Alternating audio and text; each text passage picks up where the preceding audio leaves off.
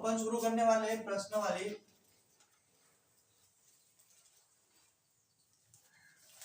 2.4। प्रश्न वाली 2.4 में अपन ने पढ़ा था प्रश्न पहला पढ़ा था ना अपन ने।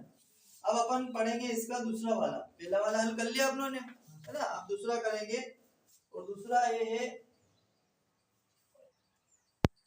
कि x + 8 और x - 10 में उपयुक्त सरल समीकरण का प्रयोग करके गुणनफल ज्ञात कीजिए। क्या करना अपने को? उपयुक्त सरल समीकरण का प्रयोग करके गुणनफल क्या करना भैया? ज्ञात करना है ना। अब इससे पहले अपन ने जो पहला वाला जो प्रश्न पढ़ा था, है ना, उसमें दोनों जगह प्लस था तो वो सरल समीकरण लगा दी थी अपनों ने। अब यहाँ पे क्या है? सरल समीकरण तो पढ़ी अपन ने इस टाइप की, है ना। x + a x + b बराबर x² + x a + b x into b वाली पढ़ी ना भैया। परंतु अब इसमें माइनस है। क्या है इसके अंदर?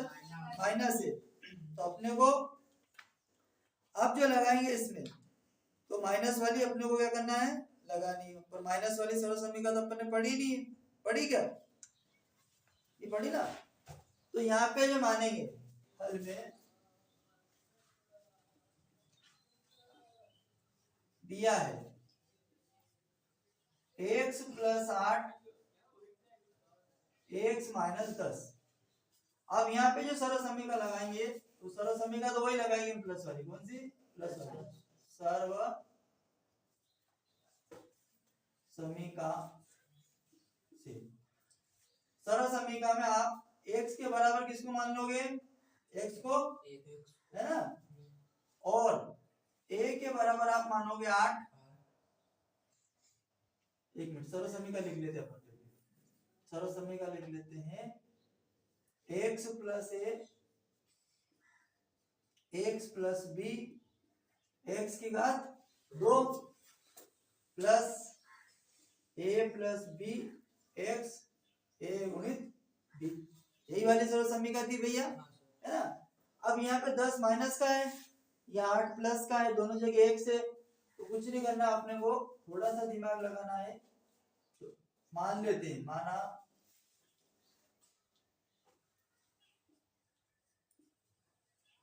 कि x बराबर x मान लेते भैया, है ना।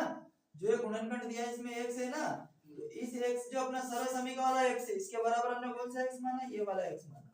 क्लियर हुई बात? फिर अपन इसके बराबर में a बराबर मान लेते हैं +8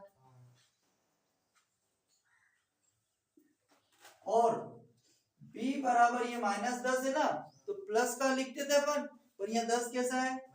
माइनस का है, तो अपन -10 लिखेंगे। किसका लिखेंगे? -10। समझ में आ गई बात? सरल समीकरण प्लस की है, लेकिन अपन जो ये जो अंक है ये जिस चिन्ह का है उसके हिसाब से अपन लिखेंगे। तो पहले प्लस का था तो प्लस का लिखा, अब यहाँ माइनस आ गया तो माइनस लगा देंगे। प्रश्न अनुसार अब यहाँ पे लिखिए आप x + 8 x - 10। इसकी सरल समीकरण का रूप ये हो गया। अब इसका रूप ये है तो इसको इस रूप में लाना है अपने को, है ना। तो इसमें जहां x दिखे वहां x रखना, जहां a दिखे वहां 8 रखना, जहां b दिखे वहां -10। समझ में आ गई बात? ठीक है, बराबर s की जगह अपन x ही रखेंगे प्लस a की जगह 8 रखेंगे भैया प्लस। अब ये जो -10 है ये माइनस का 10 रखेंगे तो अपन यहाँ पे जो लगाएंगे वो बड़ा वाला ब्रैकेट लगा देंगे। कौन सा लगा देंगे? बड़ा वाला। और छोटे वाले में -10 लिख देंगे। समझ में आ गई बात आपको? फिर x की जगह अपन लिखेंगे x ही लिखेंगे। कितना लिखेंगे?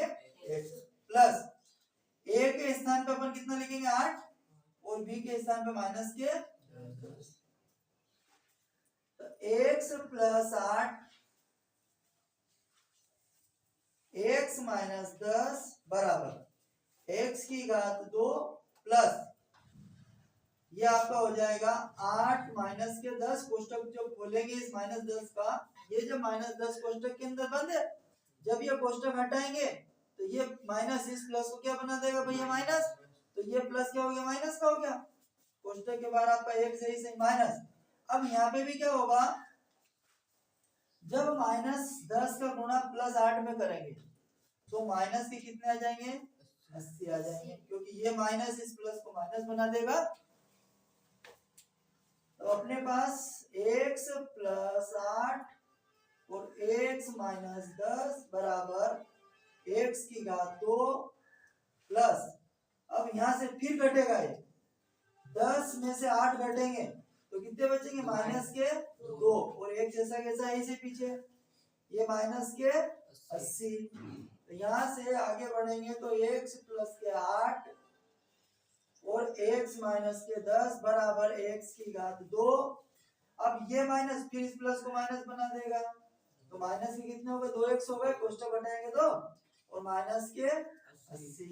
तो ये जो अपने पास गुणनखंड था इसका गुणनफल क्या मिला अपने को, x की घात 2 - 2x - 80, और इसको अपन क्या बोलते हैं द्विघात समीकरण। और ये आपका क्या है गुणनफल है, गुणनखंड अपने को दिया गया था, तो अब हमने क्या करा सर्व समीकरण के प्रयोग से इसको गुणनफल के रूप में बदल दिया। कोई डाउट है इसमें नहीं। अतः अभिष्ट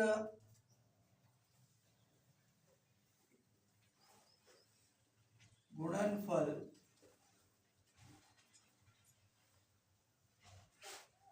x की घात 2 - 2x - 80 होगा। क्लियर हुई भैया बात, उतारिए इसको।